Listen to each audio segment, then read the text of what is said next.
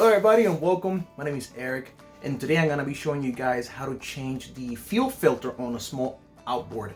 Now this is more of an impromptu video. A fellow YouTuber asked me recently, literally today, how to do that, and I'm going to just do it. So let's get right to that. So to change the filter, first thing you want to do is remove the cowling. Hopefully you will have a stand where you can actually place your outboard. Makes things a lot easier. I will put in links on the description below, for some of the tools you might need, like needle nose pliers, which makes things a lot easier. Now, most outboards you will notice a small little piece like this. Let me bring the camera closer so you guys see a little bit clearer. All right, you see this part right here? That's the fuel filter. Basically, with the needle nose pliers, usually you will notice there are two ends. You will try to unsqueeze one end, try to move that away, just you can, like so, and same thing with this one. That will unclamp it. Now at the moment I don't need to actually change my filter because it's still good, but for the sake of the video, I'm gonna show you guys how. And this is gonna come off like so. A little hard. I might need a flathead screwdriver to try to move it. Be right back. Couldn't find my flathead screwdriver, so I'm using my kitchen knife. But you guys get the idea.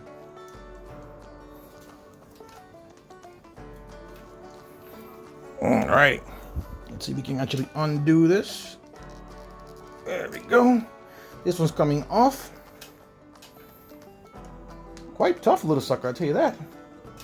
Okay, there's one end. Let's go ahead and do the other end.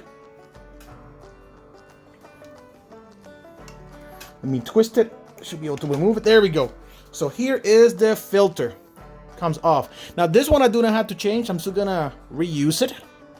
But the process to put it back in is the same. Now make sure you keep in mind the orientation of it, because it goes one specific way.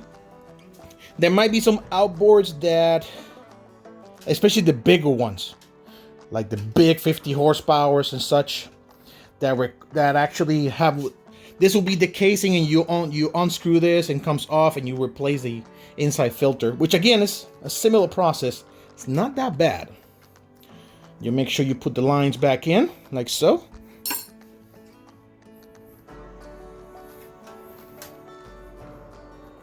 And your fuel line is back in place. Make sure you put the clamps back in place as well. That's what keeps it from coming off. There we go. Clamp back in. Clamp back in. There you have it. Thanks for watching, guys. Hope you guys enjoyed it.